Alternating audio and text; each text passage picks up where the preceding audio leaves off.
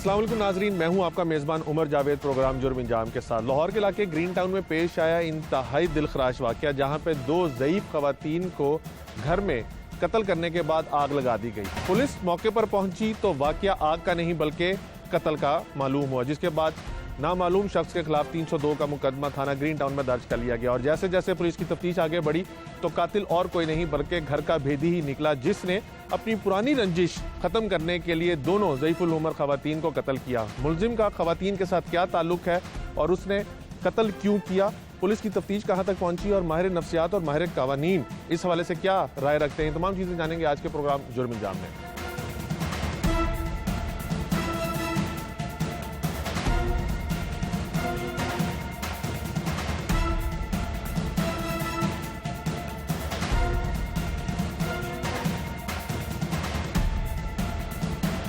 ये इंतहाई अफसोसनाक वाक़या ग्रीन टाउन के इलाके में पेश आया, जहाँ पे मुलजिम ने कोई दिल में अदावत रखी हुई थी।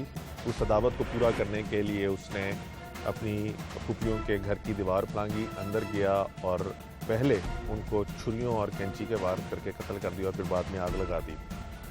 पुलिस को अगर इस वक़ूए का शुबा ना गुजरता, डेड बॉडी देख के उनको शक ना गुजरता, तो शायद इसको आग का रंग दे के ये केस जो था ये ठप हो सकता था। लेकिन पुलिस की मौके के ऊपर सारे वक़ूए को देखकर इस जांच को कि ये आग नहीं कत्ल है, सारा केस जो था वो टोटल डिफरेंट हो गया और ये फिर 302 का मुकदमा दर्ज हुआ और नामालूम शख्स के खिलाफ 302 का मुकदमा दर्ज हुआ। अब पुलिस ने जिस मुलजिम को गिरफ्तार किया है वो और कोई नहीं बल्कि जो दोनों मकतूलाएँ हैं उनका भतीजा है। हमारे साथ मौजूद है, इससे जानते हैं कि इसने अपनी सगी फूफियों को क्यों कत्ल किया, पीछे मोटिव क्या है, कोई घरेलू दुश्मनी चली आ रही थी, कोई लेन देन का तनाज़ा था, क्या था कि इसने इतनी बेरहमी से उनका कत्ल किया। तुम्हारा नाम क्या? अहमद कमाल। अहमद, क्या करते हो? मैं बीकॉम का स्टूडेंट हूँ। कितनी उम्र है तुम्हारी? मेरी 23 साल। और इसके अलावा क्या करते हो? इसके अलावा घर में मुर्गियाँ वगैरह पाली हुई थी शेड पे, उनका काम वगैरह करता हूँ। मुर्गियों का शौक कैसे पड़ा तुम्हें? जी, मुर्गियों का शौक कैसे पड़ा? बस यही, वैसे वज़ीर आज़म इमरान खान ने कहा था कि मुर्गियाँ पालना, फैंसी बर्ड्स, उससे प्रॉफिट होगा, बाहर की ब्रीड्स से। अच्छा, तो कितनी मुर्गियाँ तुम्हारे पास? मेरे पास थी 35 के करीब थी। और अब तो वाइंड अप कर दिया था। क्यों? वो मेरी दोस्त के साथ पार्टनरशिप थी, मतलब मुर्गियाँ उसकी थी और लोया वगैरह सारा देखभाल मैं करता था। अच्छा, अब चूंकि मैं ही नहीं हूँ, जिससे वजह से फिर वाइंड अप कर। तो 35 मुर्गियाँ कितने की आई? वो दोस्त लेके आया था, पता नहीं कितने की आई थी, लेकिन थी महंगी, लाइट्स और सेक्स वगैरह, सिल्क की ब्रीड, हैवी, सील, शामू, तो सारी ब्रीड्स। तो कितना अर्सा रखी? जून में स्टार्ट किया था। और वाइंड अप कब किया? वाइंड अप खत्म कब किया? ये भी रिसेंटली, थोड़े अर्सा पहले। अच्छा, वो प्रॉफिट हुआ? नहीं, अभी तो बच्चे भी लिए थे, वो पाल रहे थे। अब सर्दियों में सीजन वगैरह लगना था, अंडे रखे थे अक्टूबर में, लेकिन वो टेम्परेचर बूस्ट कर गया मशीन का, तो सारे अंडे बॉयल हो गए थे। अब न्यू अंडे रखे हुए थे, उनमें से बच्चे निकलने थे। अच्छा, तो फिर मेरा ये सारा हो गया। तो तुम्हारा कोई क्रिमिनल रिकॉर्ड है पहले? नहीं, बिल्कुल नहीं। कभी कोई चोरी डकैती की है? ये पुप्पो के घर ही की थी, 23 मई 2021 को चोरी की थी। वो क्या चोरी की? 35 तोले जेवर था, बॉन्ड्स थे और कैश था। क्यों की?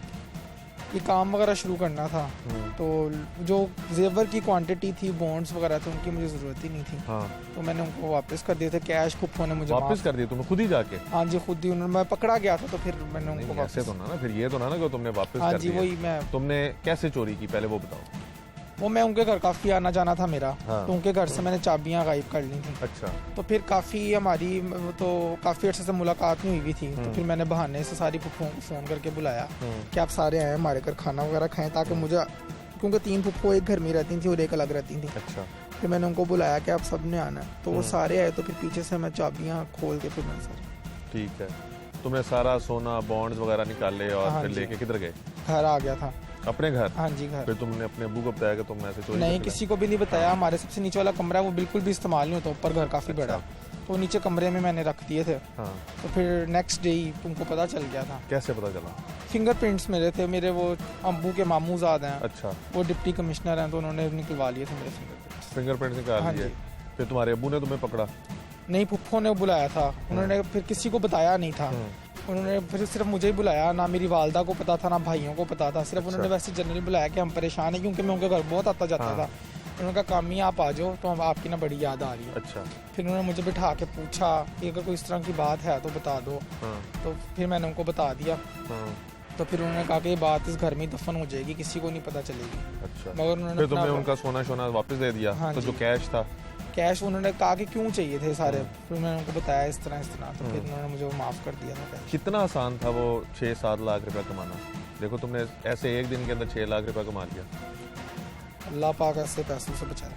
अच्छा, तो तुमने सबक सीखा उससे कुछ? हाँ जी, मैं बिल्कुल डिफरेंट हो गई थी लाइफ बिल्कुल। मैं अपने घर में ज़्यादा फ्रेंड्स का सर्कल जैसे पहले क्या डिफरेंट हुआ कि तुमने चोरी की, अपने फुप्पो के घर में पकड़े गए और फिर तुम्हारी बेइज्जती हुई और तुम ठीक हो गए? हाँ फिर उसके बाद तुमने जिंदगी नॉर्मल गुजारनी शुरू कर दी? चोरी कभी नहीं, फिर कोई चोरी नहीं की। मैं ऊपर घर में छत पे काम करता था, मुर्गियों के साथ। तो फिर ये टाइम शराफत का रंग एकदम कैसे खराब हुआ कि जिस औरत ने तुम्हें माफ किया, तुमने उन दोनों औरतों को कत्ल कर दिया? मैंने उनको साथ काफी अटैचमेंट करने की कोशिश की। मतलब कि सबसे बात करते थे, मेरे से नहीं करते थे। मतलब कि हालांकि मैं उनके घर इतना आता जाता था कि इंसान से एक गलती हो जाए तो उसकी एक गलती को, उसकी 1000 नेकियों को तो ना भूल जाना चाहिए। सही बात कि मैं उनका, वो मुझे एक आधी जुबान से कहते थे ना, मैं अपने घर वालों, हालांकि मेरी वालिदा मेरे वालिद ना मेरे से बहुत मोहब्बत करते हैं, मेरे बगैर नहीं रह सकते। मुझे रोकते थे कि तू ना जा, हालांकि मैं फुप्पो के घर जाता था। तो मैं लालच थी ना? आधी जुबान से लालच नहीं थी। क्या था? लालच थी तुम्हें वो पूरी जिंदगी पालती रही? लालच नहीं थी, बस वैसे ही मोहब्बत थी। अगर मैं ना भी जाता तो तब भी मोहब्बत कौन सी, तुम्हें वो पहले भी पालती रही, तुम्हारे खर्चे उठाती रही, फिर तुमने उनके घर लाखों रुपए की चोरी की, उन्होंने तुम्हें सोना तुमसे वापस ले लिया, 6.5 लाख रुपए तुम्हें माफ कर दिया। सॉरी टू से, पालती वो नहीं थी, पालते हमारे वालिद और हमारी वालिदा ने ही हमें पाला। फिर तुम्हारे वालिदैन ने उनसे उधार क्यों लिए हुए थे पैसे? वो शादी थी करनी थी। अगर हम ना भी उधार लेते तो तब भी शादी उन्होंने करनी थी, क्योंकि हमें बिल्कुल। तो बेटा वो तुम्हारे घर के मामला में तुम लोगों की मदद करती थी? हाँ जी, करती थी बिल्कुल। तो फिर तुमने क्या किया जब फुप्पो ने तुम्हें मुंह लगाना बंद कर दिया? बस कैसे तुम्हारे ज़हन में आया? मैं काफ़ी उनसे अटैचमेंट करने की, मतलब कि लेकिन सब ने बिल्कुल ही अवॉइड कर दिया। मुझे इस चीज़ का दुख था कि इंसान की कोई एक गलती हो जाए तो उसको बाकी चीज़ों को नहीं भूल जाना चाहिए। मेरे माँ बाप की कोई गलती नहीं थी, मेरी माँ को, मेरे भाइयों को उनसे नहीं मिलती थी वो? मिलती थी, पर वो बात नहीं रही थी। मतलब तुम्हारे वालिद साहब ने क्या एक्शन लिया था जब तुम पकड़े गए चोरी? वालिद साहब ने हमारे घर के पैसे वगैरह बंद कर दिए थे। कितने महीने में घर का खर्चा ही नहीं दिया बिल्कुल भी। मुझे तो वो तकरीबन ये 7 माह हो गए थे, बुला ही नहीं रहे थे बिल्कुल भी। वालिद तुम्हारे? वालिदा भी नहीं सही बुलाती थी और वालिद भी नहीं सही बुलाते थे। मतलब मैं अपनी उनकी जो बेइज्जती हुई पूरे खानदान में, मुआशरे में, उसका कभी अंदाजा लगाया था तुमने? वो मैंने जो गलती की, उन्होंने कहा कि आपको माफ़ करके ना ये मामला इस घर में दफन हो जाएगा। अगर वो चाहते तो ये बात फैलती ना। जो उनकी बेइज्जती हुई वो क्या थी, उसका अजाला तुमने कैसे किया? किनकी बेइज्जती? तुम्हारे वालिद की। उनकी बहनों के घर ही तुमने चोरी की? हाँ जी। तो उनकी जो बेइज्जती उनके सामने हुई, मैं उनसे नॉर्मल होने की कोशिश करता था। पर वो अब कत्ल का बताओ, कत्ल का तुमने कैसे प्लान बनाया, किसको बताया, कैसे कत्ल किया? कत्ल का किसी को भी नहीं पता था। बाय चांस ही शादी आ गई थी बीच में, तो फिर मुझे ज़हन में था कि वो घर में अकेली होंगी, तो इसी वजह से फिर। कैसे गए उनके घर? 7 वालों की छत फैलांग के मैं उनके घर गया। फिर आगे गेट था जिसकी जाली तोड़ी, फिर कुंडी खोल के फिर मैं अंदर चला गया। 10:30 के करीब मैं उनके घर चला गया। रात 10:30? हाँ जी। फिर मैं काफ़ी देर उनके दरवाजे पे जाता था, फिर मुझे आता था, फिर मैं वापस आता था। सो रही थी, जाग रही थी? सो रही थी, बीच में छोटी पुप्पो 2 बार उठी थी। फिर मैं जाता था, फिर मैं देख के फिर मैं आके बैठ जाता था। फिर मेरा दिल चाहता था मैं यहाँ से चला जाऊँ, बस घर चला जाऊँ। फिर 3-3:15 के करीब पता नहीं क्या हुआ, मैं दरवाज़ा खोल के अंदर गया और मैंने सब कुछ कर दिया। कैसे किया बेटा? कैंचियों के वार करके फिर उनको मार दिया। साथ लेके गए थे? नहीं, उनकी ड्रेसिंग टेबल पे पड़ी। अच्छा। और फिर मैंने उनकी बेड की बेडशीट को आगे लगा। कैसे लगाई यार? माचिस से, किचन से। तुमने तो इस्त्री जला के वहाँ पे रख दी थी? इस्त्री तो इसलिए जलाई थी ताकि लगे कि शॉर्ट सर्किट हो। वो क्या, वो भी तो तुम्हारे ज़हन में आया ना? वो कैसे आया तुम्हारे ज़हन में? बस वैसे ही ज़हन में बाय चांस बिल्कुल बेड के साथ इस्त्री स्टैंड। हाँ, फिल्मी रंग दे दें, यही कह सकते हैं। फिल्मी रंग? कैसे फिल्मी रंग दिया हमारे? वो बेड के साथ ही स्टैंड पड़ा हुआ था। हाँ। तो मेरे बाय चांस मैंने एकदम इस्त्री ऑन की। ठीक। और फिर आग कैसे लगाई? माचिस साथ लेके गए थे? माचिस नहीं, सामने उनके बेड के रूम के अपोजिट किचन है, उधर से माचिस ली, आग लगाई। फिर बस फिर वो उनके अलमारी में एक फुप्पी को कत्ल किया तुमने, तो दूसरी कैसे? दोनों को। वो एक जो थी वो वैसे बीमार थी, उनको मारा, स्टेप वगैरह किया तो वो नीचे गिर गई थी। तो शोर से दूसरी फुप्पो उठी तो फिर फौरन उनको मारा, फिर वो भी नीचे गिर गई थी, उनकी भी आवाज़ नहीं। उसके बाद मैंने अलमारी खोली थी, उसके अंदर मैंने देखा कोई सामान, मतलब कि कैश पड़ा हुआ था। दराज जो खोला उसके अंदर कुछ भी नहीं पड़ा था। 7 वाले बैग्स खोले, उनके अंदर वो था, पैसे थे, वो पैसे लिए। और जेवर वगैरह। लेकिन तुमने तो अभी कहा कि जब तुमने पहली चोरी की उसके बाद तुम्हारी ज़िंदगी बिल्कुल चेंज हो गई और तुमने उसके बाद कभी चोरी नहीं की जी। तो ये तुम्हारे ज़हन में कैसे आ बस गया? वही कहा कि अब ये तो फोत हो गई हैं तो पैसे वगैरह। तो इसका मतलब है कि तुम आदी हो गए थे चोरियों के? हाँ जी। तो बीच में भी चोरियां करते रहे हो बीच लेकिन में पकड़े कोई नहीं चोरी गए? नहीं, कोई चोरी नहीं। नशा कौन सा करते हो? कोई भी नशा नहीं करता। तो फिर तुम्हें पैसों की जरूरत क्यों थी? ये मैंने पैसे एक तरफ तुम्हारे 2 लाशें पड़ी हुई थी जिनको तुमने आग लगा दी और तुम उसी कमरे में पैसे भी चोरी कर रहे हो, इसके लिए तो जिगरा चाहिए यार। मुर्गे लेने थे तो फिर मैंने। लेकिन अभी तुमने कहा कि मुर्गों का कारोबार तुमने खत्म कर दिया। वो मेरे 2 सील मुर्गे मर गए थे तो फिर। तुम अपने बातों की खुद ही नफी करी जा रहे हो। तुमने कहा कि तुमने इस वाक्य से पहले सारा कुछ वाइंड अप कर दिया था। इस वाक्य से पहले नहीं किया, इस वाक्य के बाद वाइंड अप किया जबकि वहाँ पे तो वो जो 6 लाख रुपया था वो किधर गया था? यही सारा सर्कल वगैरह चला रहा था ना। काफी मुर्गे तो तुम्हारे दोस्त ने खरीदे थे, तुमने तो शेड मैंने लोहे का बनवाया था सारा। बिजली के बिल वगैरह, मशीन मेरी 250 वोल्ट की मशीन है, वो 21 दिन कंटिन्यूसली चलती। फीड वगैरह, फिर उनको देसी जब तुमने फुफियां कत्ल की उसके बाद तुमने कहा कि इस केस को तुम यानी मुर्गों को वाइंड अप कर दिया था? नहीं, मुर्गों को मैंने वाइंड अप नहीं किया। मैं पकड़ा गया, पीछे देखभाल करने वाला कोई नहीं था, इसलिए घर वालों ने वाइंड अप कर दिया। वाइंड अप कर दिया। तो फिर उस दिन 80,000 तुमने कत्ल करके क्यों चोरी किया? मुर्गे तो वाइंड अप हो गए थे। 80,000 रुपये तो तुम कह रहे हो मुर्गे आने ही नहीं थे। मैं कह रहा हूँ कि उसके बाद वाइंड अप हुआ ना, कि मुझे नहीं पता था कि मैं पकड़ा। वजह क्या कत्ल करने की? बस यही सारा गुस्सा वगैरह था। गुस्सा किस चीज़ का? तुम्हें तो उन्होंने माफ कर दिया था लेकिन पूरी जगह मशहूर भी तो कर दिया। क्या मशहूर किया? वो तो तुम कहते हो कि उन्होंने कहा था कि घर की बात घर हाँ, में तो खत्म। घर में नहीं ना रखी उन्होंने, हर जगह मशहूर कर दिया। क्या मशहूर किया? यही कि इसने चोरी किया हमारे घर इस तरह। तो अब्बू को फिर कहती होती थी, फिर अब्बू सारा गुस्सा अम्मी पे उतारते होते थे, भाइयों पे। फिर लड़ाई रहती थी घर में इसी वजह से। ये मतलब कसूर मेरा था, लेकिन मेरे घर वालों को क्यों सजा मिले? नहीं बेटा, तुम समझते हो कि सिर्फ यही वजह और कोई वजह नहीं है? कोई तुम्हारी जिंदगी में औरत, कोई नशा, कुछ नहीं, जुआ कौन सा खेलते हो? कोई भी जुआ नहीं खेलता। तो तुम जितना मर्जी पता कर। तुम जब अपनी फुफियों को कत्ल करने के लिए गए, वहाँ पे बैठ के तुम लड़कों के साथ चैटिंग वगैरह भी करते रहे, वो क्या कर रहे थे? वो कह रहे थे कहाँ पे हो, आओ आओ आओ। मैंने कहा मैं इधर आया हूँ, मामू की तरफ आया हूँ। मेरे मामू दुबई से आए हुए थे। मैंने कहा, मैंने उनको बहाना कर दिया। मैंने कहा मेरे मामू ने सुबह जाना, तो मैं नहीं आ रहा, मैं आता हूँ, मैं आता हूँ, मैं आता हूँ, मैं आता हूँ, मैं आता हूँ। बस इसलिए फिर कोई मैसेज करके टाल वगैरह रहा। तो हफ्ते की रात को जिन दोस्तों से मिलते हो उनके साथ मिलके क्या करते थे तुम? कुछ भी नहीं, कभी लूडो खेल ली। तो उस पर जुआ लगाते थे? नहीं, कभी ताश खेल ली वैसे ही बैठ के। फिर बैठ के वैसे ही फ्रेंड्स में एक दूसरे को तो तंग करना। 80,000 का क्या किया तुमने जो वहाँ से चोरी किया? वो मैंने शामू मुर्गे ले लिए थे नेक्स्ट डे। कितने आए मुर्गे?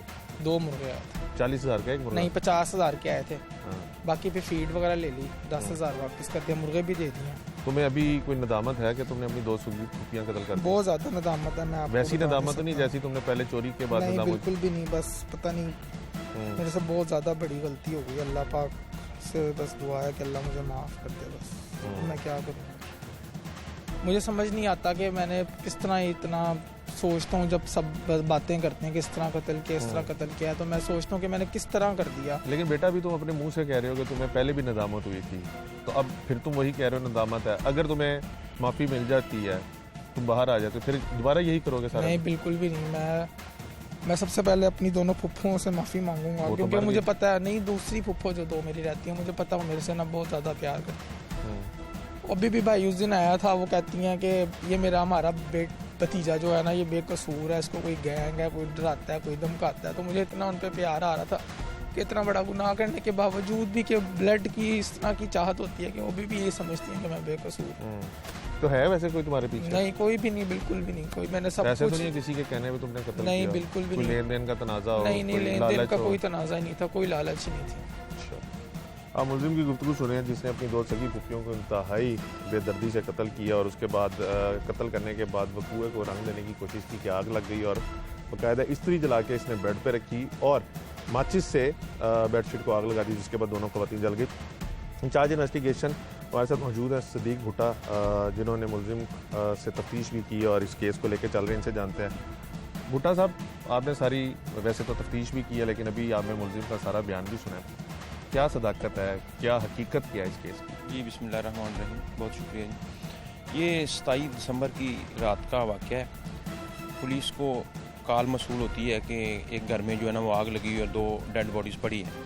जब मौके पे जाते हैं, मुलाज़म मौका करते हैं, तो वहाँ पर आग लगी थी, जो बॉडीज़ थी उनको ज़ख्मी किया गया था किसी चीज़ से वार करके। तो फिर वो हमें शक गुजरा कि ये जो है ना इनका कत्ल किया गया है और ये इस तरह आग जो है ना वो लगाई गई है। सही।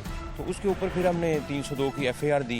ये जो मुलज़म के वालिद हैं यूसुफ, उसकी मदय्यत में FIR दर्ज हुई। क्योंकि वो उनके भाई थे। हमें शुरू दिन से ही शक शुरू हो गया कि इसने साबका पहले उस घर में चोरी की हुई थी। फिर हमने जो है वो अपने तरीके से उसकी वो जितनी टेक्नोलॉजी से मोबाइल फ़ोन का डाटा लेके हमने जब किया तो फिर हमें ट्रेस हुआ एक नंबर। तो उस हिसाब से हमने किया कि इसको जब इंटेरोगेट किया तो ये जो है ना ये मान गया कि मैंने ये काम किया। फिर मुलज़िम से सारी चीज़ें जो है वो रिकवर हो गई हैं। आला कत्ल बरामद हो गया, खून आलूद जो कपड़े थे वो चीज़ें हो गई हैं। तो वो मौके पे इसने उनका कत्ल किया रात को 2-3 बजे के करीब। कत्ल करने के बाद इसने इस्त्री वहाँ पे लगा के उसको जो बेड शीट थी उसको आग लगा दी, ताकि लोगों को ऐसे लगे कि ये जो है ना वो शॉर्ट सर्किट की वजह से आग लगी है। लेकिन वो मुलज़िम जितना भी चालाक हो आखिर वो शिकंजे में आ जाता है, और अल्लाह ताला का ये निज़ाम है कि वो ज़ालिम को सज़ा दे के रहते हैं। बूटा साहब, सारी बातें ठीक हैं, लेकिन हर कत्ल के पीछे कोई ना कोई वजह अनाद होती है। कोई वजह अनाद नहीं समझ आ रही, शायद आपको बेहतर इसमें बात जो सामने आई है वो यही है कि इसने 6 महीने पहले चोरी की थी। चोरी की इसकी फुफ्फो जो थी उनकी शादी नहीं हुई थी, वो 70 ईयर्स ओल्ड थी। तो दोनों बहनें इकट्ठी एक घर में रहती थी, उनका और कोई नहीं था, वेल सेटल थी, उनके पास पैसे थे, वो इनको देती रहती थी। और इसको लालच था, जब ये जाता तो वहाँ से पैसे लेता था। फिर इसने उसी लालच में आके उनके घर में चोरी कर ली। चोरी भी इसने बड़े तरीके से की। इसने पहले उनको अपने घर दावत पे बुलाया, दावत पे बुला के पहले इसने उनके घर की चाबियाँ चोरी की, चाबियाँ चोरी करके साइड पे रखी हुई थी। फिर उनको घर दावत पे बुलाया, जब वो चली गई तो इसको पता था, तो इसने फिर उनको अपने घर दावत पे बुला के पीछे से मोटरसाइकिल पे आया और इसने उनका 35 तोले सोना और 6 लाख रुपए चोरी कर लिए। अब थोड़े दिनों बाद उनको पता चल गया कि चोरी तो इसने की है, इसने सोना वापस कर दिया। अब पूरे ख़ानदान में ये बात मशहूर हो गई कि इनके ऊपर जो है ना वो पर्चा हुआ था, इस तरह वो FIR हुई थी, नामालूम थी। तो उसमें उन्होंने फिर इसको माफ़ कर दिया पुप्पो ने कि चलो ठीक है। उसने अपना सामान इससे घर बैठी वापस ले लिया और इस तरह करके उसने इसको माफ़ किया। अब इसको ये रंज था कि मैं जो है ना, मुझे घर वाले भी नफरत करते हैं, बाप भी माँ भी घर वाले, तो इसने इसको ये रंज था, तो उस वजह से ये आया। और इसके साथ एक और भी इसको लालच था कि अब मेरे ऊपर किसने, और इसने ग्लव्स पहन के आया और वो ग्लव्स भी बरामद हो चुके हैं जो इसने दौरान वारदात वो इस्तेमाल किए। कत्ल से पहले सारी प्लानिंग की। ये नहीं कह सकते कि ये उनको कत्ल करने के इरादे से ही आया, क्योंकि ये ग्लव्स पहन के आया, वो ग्लव्स बरामद भी हो चुके हैं। तो इसने जो है ना ये वहाँ पे आला कत्ल उठाया और कैंची के वार करके उनको कत्ल कर दिया। तो ये इसकी हकीकत है कि इसको वहाँ पे जाते हुए ये उनकी नकदी जो पड़ी थी वो भी ये जो है ना वो उठा के ले गया। जैसे ये खुद भी अपने मुंह से कह रहा है कि इसकी फुप्पो समझती हैं जो जिंदा हैं कि हो सकता है इसके पीछे कोई गैंग है। तो इस चीज़ की कोई तफ्तीश की जा रही है कि जिस तरह से ये सिंपल स्टोरी लग रही है, इसके अलावा भी कुछ हो सकता है? अभी तक तो जो हमारे सामने बात हुई आई है वो यही है कि इसने कत्ल किया और यही इसका अपना लालच था पैसों का। मज़ीद तफ्तीश हो रही है, जो बात होगी वो सामने लाई जाएगी। बहुत शुक्रिया। आपने इंचार्ज इन्वेस्टिगेशन की गुफ्तगू सुनी। इस तरह के वाक़यात के दीगर पहलुओं के ऊपर भी गुफ्तगू करने के लिए हमारे नफ्सियात और हमारे कानून के पास आते हैं।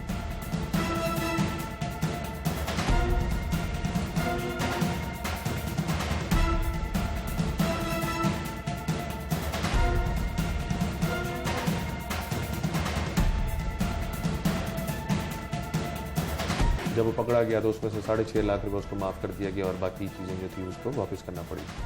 फिर उसके बाद उस चीज़ का गुस्सा जहन में रख कर दोनों पुपियों को कत्ल करना, और ये बाकायदा ऑन कैमरा कहना कि चोरी करने के कत्ल करने के बाद वहाँ से 80,000 रुपये भी चोरी किया। ये किस तरह की आप समझते हैं कि क्रिमिनल माइंड्स बंदा नहीं? हाँ, बिल्कुल ठीक कह रहे हैं।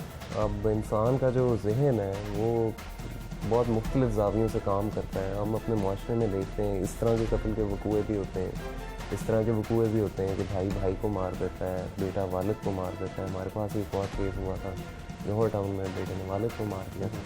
तो ये हमारे माशरे में इस तरह के केसेस मौजूद हैं जहाँ पे जो फ़र्द है उसके आप माइंड को जज नहीं कर पाते कि वो किस तरफ को उसका जो जहन है। लेकिन जिस तरह की उसकी इस अभी ज़हनी कैफियत है, अगर उसको रिलीफ मिलता है तो वो डेफिनेटली ये चीज़ें जो है वो कैरी ऑन करेगा अपनी ज़िंदगी के अंदर। आप बतौर ऑफिसर इस चीज़ को कैसे इंश्योर करते हैं कि इन ऐसे मुलजिमान को जो इंटेंशनली क्राइम कर रहे हों उनको उनके किए की सख्त से सख्त सज़ा मिल सके? इसमें हमने 3 स्टेप लिए। एक तो ये है कि हमने फैमिली की इनडायरेक्टली काउंसलिंग की है, उनके लवाकिन हैं, बड़े हाई रैंकिंग ऑफिशियल्स भी हैं सारे, उनके साथ भी हमारा एक आधा सेशन हुआ है। हमने उनसे बात की है कि इस केस को पूरे अपने अंजाम तक पहुँचने में, क्योंकि एक दफ़ा आप मुलजिम को किसी भी तरह से रिलीफ दे दें वो दोबारा उसी चेन को रिपीट करता है किसी ना किसी जाविये से।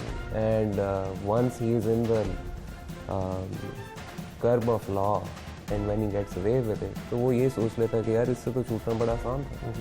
इसके अलावा दूसरी चीज़ जो ये है कि पुलिस ने बड़ी एक्सपर्ट तरीके से एविडेंस कलेक्ट करके एविडेंस के जितने एलिमेंट थे उसको केस फाइल से कनेक्ट किए, जैसे कि इसके खून आलूद कपड़े, जैसे कि आला कत्ल जेन्युइनली वहीं से रिकवर हुआ है। इसके अलावा जो है जो इसने ग्लव पहने हुए थे वो उसकी जो है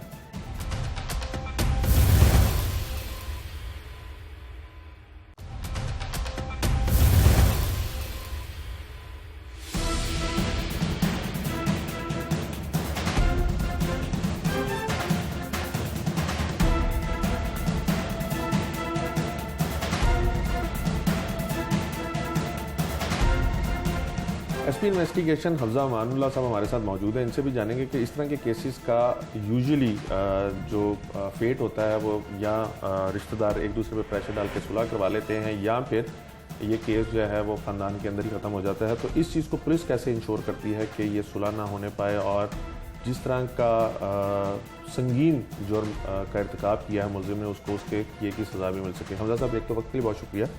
ये बताइएगा कि इस केस के अंदर मुलजिम कोई वजह नात नहीं बताता, वो सिर्फ यही कहता है कि उसकी फूफी उसको चोर कहती थी और पूरे ख़ानदान में वो बात मशहूर हो गई थी, इस चीज़ का ग्रज था। क्या आपको लगता है कि ये, क्योंकि इंचार्ज इन्वेस्टिगेशन साहब से बात हुई वो भी यही कहते हैं कि इसने इसी ग्रज में किया है, आपको लगता है कि ये सिर्फ यही ग्रज है या इससे कोई ब्रॉडर स्पेक्ट्रम पे भी कोई चीज़ हो सकती है? इस केस को हमने बड़ी डिटेल में इंटेरोगेट किया था फाइनलाइज करने से पहले। जब हमने इंटेरोगेट किया तो उसमें कुछ चीज़ें ये सामने आई कि एक बड़ा सीरियस पहले एक चोरी का इंसिडेंट हुआ था, उसके ज़िम्मन में एक FIR भी दर्ज हुई थी इसी मुतलका थाने में, और उसमें बड़ा हैवी लॉस हुआ था, तकरीबन कुछ 35 तोले सोना, कुछ 6 लाख का मॉनेटरी लॉस। जब ये हो गया, ये फिंगरप्रिंट से ये बच्चा पकड़ा गया, जब ये पकड़ा गया तो केस ट्रेस हो गया, तो वो फैमिली में एक बात खुल गई। अब विद टाइम वो एक चीज़ जो है वो पकती गई, ख़वातीन जो डिसीज हैं उन्होंने भी बोला, तो फैमिली में भी बोला, जैसे बुज़ुर्ग बोल देते हैं बच्चों को, तो ये चीज़ दिल में रख के बैठा हुआ था। अगर आप इसको साइकोलॉजिकली एनालाइज करें तो वो इसके जहन में एक चीज़ आती गई और ये मुंतकिल मजाकी की तरफ चला गया। उसके बाद इसने ये वकूआ इसका इर्तिकाब किया। Human mind works in mysterious ways, तो अनफॉर्चुनेट इंसिडेंट है जो हुआ। हमजा साहब, जिस तरह का लड़के का माइंड सेट है, जैसे पहले मुर्गियाँ ख़रीदने के लिए चोरी करना, और बज़ाहिर वो ये कहता है कि मुर्गियाँ ख़रीदनी थी उसने इसलिए उसने चोरी की, लेकिन चोरी उसने 50 लाख के करीब की। जब वो पकड़ा गया तो उसमें से 6.5 लाख रुपये उसको माफ़ कर दिया गया और बाकी चीज़ें जो थी उसको वापस करना पड़ी। फिर उसके बाद उस चीज़ का गुस्सा जहन में रख कर दोनों फुफियों को कत्ल करना, और ये बाकायदा ऑन कैमरा कहना कि चोरी करने के कत्ल करने के बाद वहाँ से 80,000 रुपये भी चोरी किया। ये किस तरह की आप समझते हैं कि क्रिमिनल माइंड बंदा नहीं? हाँ, बिल्कुल ठीक कह रहे हैं।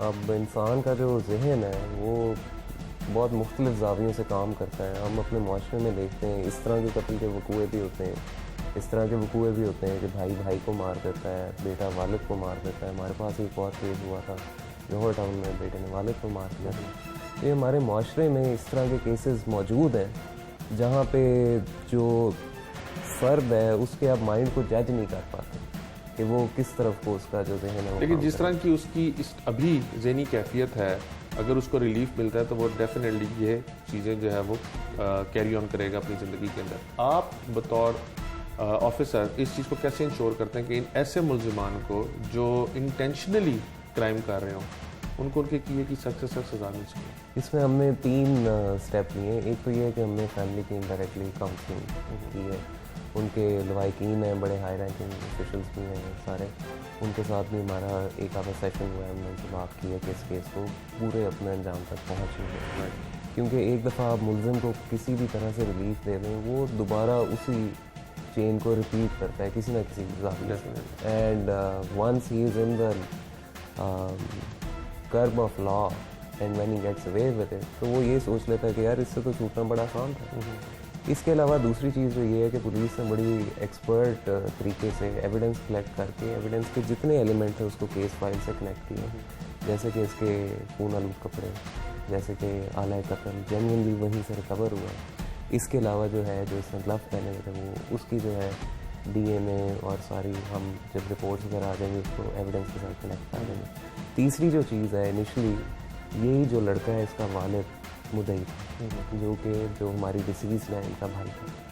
तो हमने मुदई भी चेंज किया, जो ख़वातीन फौत हुई उनकी बहन को हमने मुदई बनाया। तो इंशाल्लाह हमारी कोशिश पूरी है कि इस केस को इस तरह से सिक्का बांधते रहें कि एक्यूज़ को रिलीफ किसी तरह से ना मिल सके। लास्टली जिस तरह आप अभी बता रहे हैं, आजकल अदालतें हमारी जो हैं वो फोरेंसिक एविडेंसेस, सर्कमस्टेंशियल एविडेंसेस, इनके ऊपर भी फैसले जो हैं वो सुनाती हैं। किस तरह से, जैसे अभी आप बता रहे हैं कि ग्लव्स हैं, बाकी DNA वगैरह जो है वो मैच करने की कोशिश की जा रही है, आपको क्या लगता है कि इन चीज़ों की मौजूदगी में मुलजिम को सज़ा दिलवाना कितना आसान हो गया है on A broader spectrum? Secondly, क्योंकि ये आपस में ही रिश्तेदार हैं, तो एक ऐसा टाइम भी आता है कि साइकोलॉजिकली रिश्तेदार जो हैं वो उनके गुस्से जो हैं वो कम हो जाते हैं और वो माफ़ी की तरफ आ जाते हैं। ऐसी चीज़ों को कैसे इंश्योर करते हैं? इन चीज़ों को जो हमें उम्मीद है वो ये है कि वो जो एक एलिमेंट है कॉम्प्रोमाइज़ का, वो तो इस तरह से थोड़ा सा कम हो गया कि हमने मुद्दई चेंज करवा लिया। दूसरी जो चीज़ है उसमें यह है कि जब सर्कमस्टेंशियल एविडेंस वगैरह आप कलेक्ट कर दें या कुछ खास सेक्शंस हैं लॉ के वो इसमें अट्रैक्ट कर दें, तो अदालत जो है उसके लिए भी ये पॉसिबल नहीं होता। फॉर एग्जांपल 351 अगर आप लोग इस पर इम्पोज कर देते हैं तो शायद स्टेट मुद्दई बन जाती है फिर। जी बिल्कुल, ये ऑप्शन भी हमारे पास मौजूद है और इसको हम हो सकता है कि एक्सरसाइज करें। अभी तो केस बिल्कुल इनिशियल स्टेजेस पे है, तो जिस तरह हम बैठेंगे इस पर डिलिबरेट करेंगे तो हो सकता है हम इस ऑप्शन की तरफ भी जाएं। बहुत शुक्रिया। SP इन्वेस्टिगेशन हमारे साथ मौजूद थे हमजा मानुल्लाह साहब की आपने गुफ्तगू सुनी। उनका कहना है कि फोरेंसिक एविडेंसेस की भी इसके अंदर जो है वो मदद ली जा रही है, सर्कमस्टेंशियल एविडेंसेस भी जो है वो कलेक्ट कर लिए गए हैं। और सबसे बड़ी बात यह कि जो मुद्दई यानी मुद्दई जो थे वो मकतूल के मुलजिम के वालिद थे, उनकी मुद्दईयत जो है वो चेंज करके मकतूला जो ख़वातीन हैं उनकी बहन को मुद्दई बना दिया गया ताकि वो जो एक फैमिली एलिमेंट है उसको ख़त्म कर दिया जाए और मुमकिन तौर पे कोशिश की जाएगी कि मुलजिम जो है जो उसने जुर्म किया है उसकी उसको सज़ा मिल सके।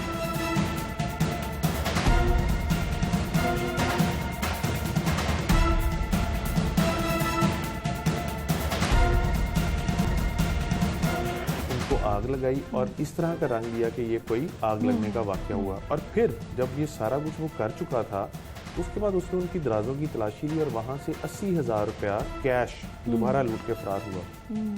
अगर वो ना क्रिमिनल माइंडेड था, ना उसका कोई बैक रिकॉर्ड है, ना उसकी कोई ऐसी हिस्ट्री है और ना वो इन एक्टिविटीज़ में है, तो इतनी हिम्मत एक आम बंदे में तो नहीं आ सकती। नहीं, देखिए डेफिनेटली एक तो प्राइमरी मोटिव था पैसा, ठीक है। अब वो पैसा उसको इतना किस चीज़ के लिए चाहिए था? He was merely a student, ठीक है।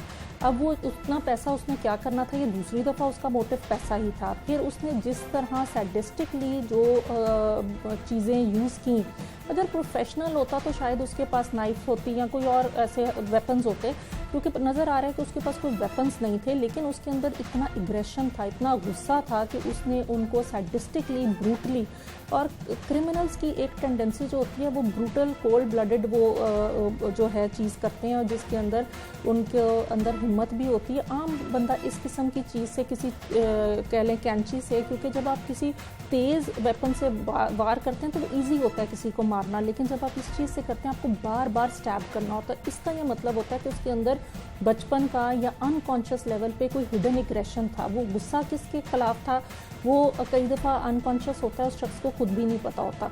तो ये बोथ वेज जा रहे हैं, उसमें डेफिनेटली डिलिक्वेंट और क्रिमिनल टेंडेंसीज इस केस में बहुत प्रोमिनेंट है। यूजुअली जब खानदान के अंदर रिश्तेदारों का ऐसे कत्ल होता है तो फिर जैसे आपने पहले भी कहा कि अगर इसको पहली दफ़ा में सज़ा मिल जाती तो ये दोबारा एक्ट ना करता। हमारे कानून में बाद में सुलह सफाई हो जाती है और मुलजिम जो आ जाते हैं, ये मुलजिम अगर बाहर आ जाएं इस किस्म के, तो वो माशरे के लिए कितना नुकसानदेह है और क्या इनकी रिहेबिलिटेशन मुमकिन है?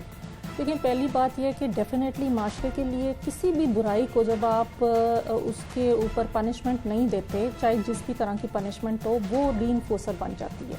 और रीइंफोर्स जब ऐसा बिहेवियर हुआ तो दूसरी दफ़ा उससे भी ज़्यादा एग्रेसिव रिस्पॉन्स थी।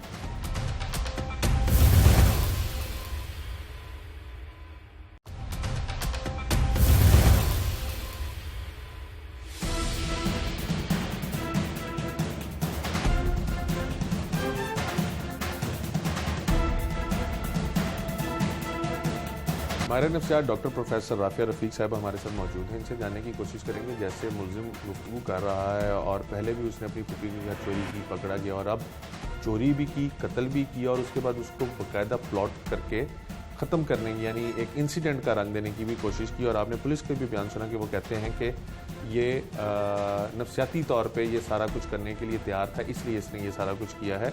इनसे इनकी माहिराना राय लेंगे कि इनका इस केस के बारे में क्या ख्याल है और ये किस तरह से समझते हैं कि ऐसे अफराद जो हैं वो माशरे के लिए नुकसान का सबब बन सकते हैं। डॉक्टर साहब, वक्त के लिए बहुत शुक्रिया। मुलजिम ने 6 माह कबल अपनी 2 पुतियाँ जो रिटायर्ड ज़िंदगी गुजार रही थी और उनकी मदद वगैरह भी करती थी फाइनेंशली, उनके घर चोरी की। कुछ दिन बाद ये पकड़ा गया। पैसे इसने ना दिए, लेकिन जो गोल्ड और ऑर्नामेंट्स वगैरह थे वो वापस कर दिए। और उसके बाद ये यानी रिश्तेदार जो थे इसके साथ उनका रवैया थोड़ा सा तब्दील हो गया। दोबारा इसने वही हरकत की है। ये नाम देता है कि मुझे गुस्सा था कि वो मुझे चोर चोर कहती थी और मुझे ख़ानदान में चोर मशहूर हो गया था। आप क्या समझते हैं इस केस के बारे में? देखिए जी, ये जितनी भी अभी तक हमें इंफॉर्मेशन है उसकी बेस पे ये एक इंटेंशनल एक्ट है। और दूसरी बात है, इसके अंदर कोई ऐसा साइकोपैथोलॉजी उस तरह नहीं आ रही, लेकिन क्योंकि एज रिलेटेड आप देखें कि अगर बच्चों को बचपन में पेरेंट्स जो हैं तवज्जो नहीं देते या किसी भी किस्म की साइकोलॉजिकल फिज़िकल डेप्रीविएशन रह जाती है, इकोनॉमिक डेप्रीविएशन इस केस में बहुत नज़र आ रही है, क्योंकि वो ज़ाहिर है अपनी उन पुप्तियों के साथ कंपैरिजन करता होगा अपने सोशो इकोनॉमिक स्टेटस का।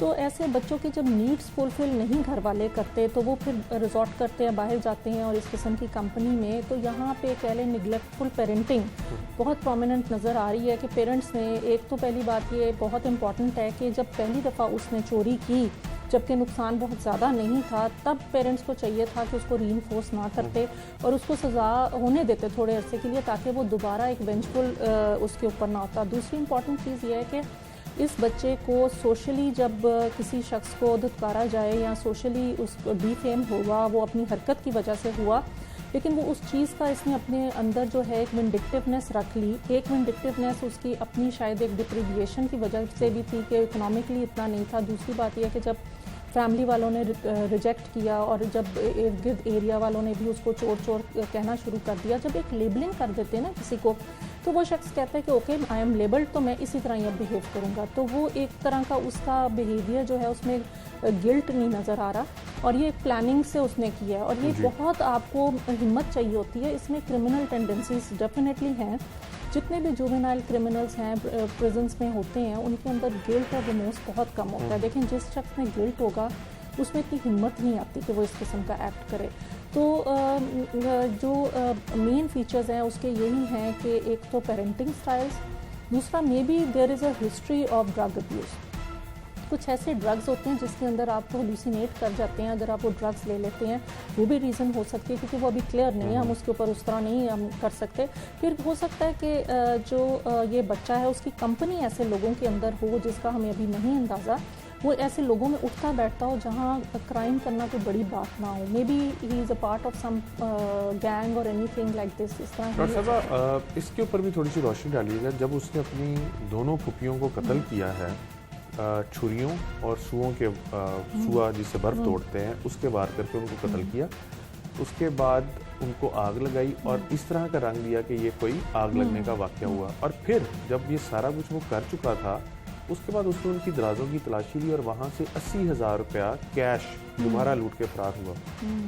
अगर वो ना क्रिमिनल माइंडेड था, ना उसका कोई बैक रिकॉर्ड है, ना उसकी कोई ऐसी हिस्ट्री है और ना वो इन एक्टिविटीज़ में है, तो इतनी हिम्मत एक आम बंदे में तो नहीं आ सकती। नहीं, देखिए डेफिनेटली एक तो प्राइमरी मोटिव था पैसा, ठीक है। अब वो पैसा उसको इतना किस चीज़ के लिए चाहिए था, he was merely a student, ठीक है।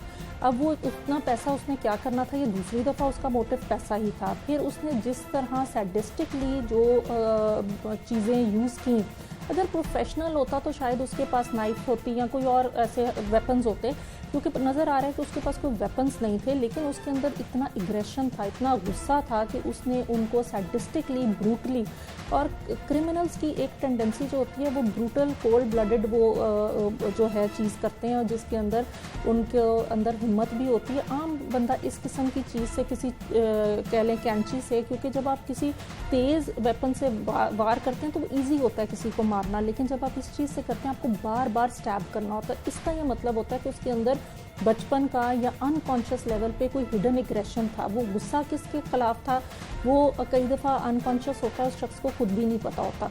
तो ये बोथ वेज जा रहे हैं, उसमें डेफिनेटली डिलिक्वेंट और क्रिमिनल टेंडेंसीज इस केस में बहुत प्रॉब्लम है। यूजुअली जब खानदान के अंदर रिश्तेदारों का ऐसे कत्ल होता है तो फिर जैसे आपने पहले भी कहा कि अगर इसको पहली दफ़ा में सज़ा मिल जाती तो ये दोबारा एक्ट ना करता। हमारे कानून में बाद में सुलह सफाई हो जाती है और मुलजिम जो आ जाते हैं, ये मुलजिम अगर बाहर आ जाएं इस किस्म के, तो वो माशरे के लिए कितना नुकसानदेह है और क्या इनकी रिहेबिलिटेशन मुमकिन है? देखिए, पहली बात यह है कि डेफिनेटली माशरे के लिए किसी भी बुराई को जब आप उसके ऊपर पनिशमेंट नहीं देते, चाहे जिस भी तरह की पनिशमेंट हो, वो रीइंफोर्सर बन जाती है। और रीइंफोर्स जब ऐसा बिहेवियर हुआ तो दूसरी दफ़ा उससे भी ज़्यादा एग्रेसिव रिस्पॉन्स थी।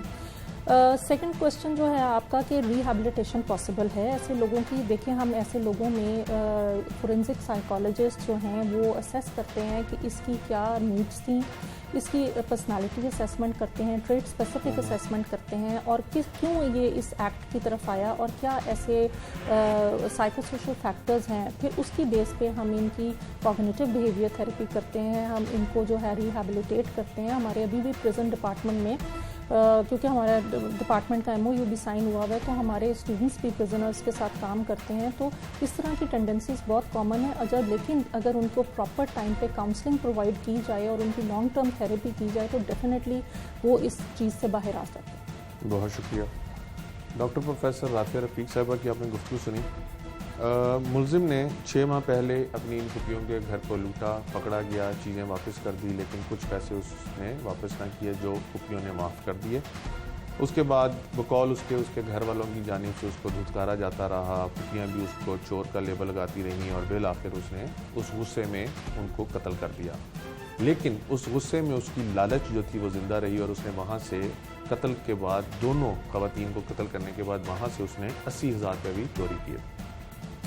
बज़ाहिर उसको इन दोनों फुपियों को कत्ल करने के बाद कोई नदामत, शर्मिंदगी नहीं है और मुद्दइयों से हमने मुतअद्दिद दफ़ा रब्ता करने की कोशिश की और उनका अकाउंट लेने की कोशिश की कि वो अपने उनका जो राय है उससे हमें आगाह करें कि वो इस दोहरे कत्ल के ऊपर क्या राय रखते हैं। और उनके सगे भतीजे ने, क्योंकि इस केस की जो मुद्दइयाँ हैं वो दोनों मकतूल ख़वातीन की बहन है, सगी बहन है, वो अपनी राय दें। तो उनका कहना था कि वो इस हवाले से कोई बयान जो है वो जारी नहीं करना चाहती और ना ही मीडिया पर आके बात करना चाहती हैं। हम उनकी प्राइवेसी का एहतराम करते हैं। लेकिन आपने पुलिस की और माहिर नफ्सियात की गुफ्तगू सुनी। अगर इस मुलजिम को दोबारा माफ़ कर दिया जाए, ख़ानदान की बात ख़ानदान में रखने की कोशिश की जाए, तो माहिर नफ्सियात कहते हैं कि ये दोबारा से यही एक्ट करेगा। और पुलिस का भी यही मानना है कि जिस तरह की उसके अंदर टेंडेंसीज पाई जाती हैं, क्योंकि अभी तक उसने मोटिव क्लियर नहीं किया कि वो पैसे चोरी क्यों करता था, कत्ल क्यों किया, इस नहज तक वो क्यों पहुंचा कि उसने कत्ल कर दिया। पैसों का जो 6.5 लाख रुपए उसको पिछली दफ़ा माफ़ किए गए थे, उन पैसों का उसने क्या किया वो कोई जवाब नहीं देता। पुलिस की तहकीकात अभी चल रही हैं, अभी बिल्कुल तहकीकात का आगाज़ है। हो सकता है कि कोई ना कोई मज़ीद मुहर्रिकात जो है वो सामने आ जाएँ, लेकिन मुलजिम ने जो दोहरा कत्ल किया उसके ऊपर उसको कोई नदामत नहीं और किसी और को नहीं बल्कि अपनी सगी फुफियों को उसने कत्ल किया जो उसका बचपन से ख्याल रख रही थी और उसके ज़रूरियात का भी ख्याल रखती थी, उसकी फैमिली की ज़रूरियात का भी ख्याल रखती थी। आज के प्रोग्राम से टीम जुर्म इंजाम और अपने मेज़बान उमर जावेद को इजाज़त दीजिए। अगले प्रोग्राम में मुलाकात होगी अल्लाह ने के बाद।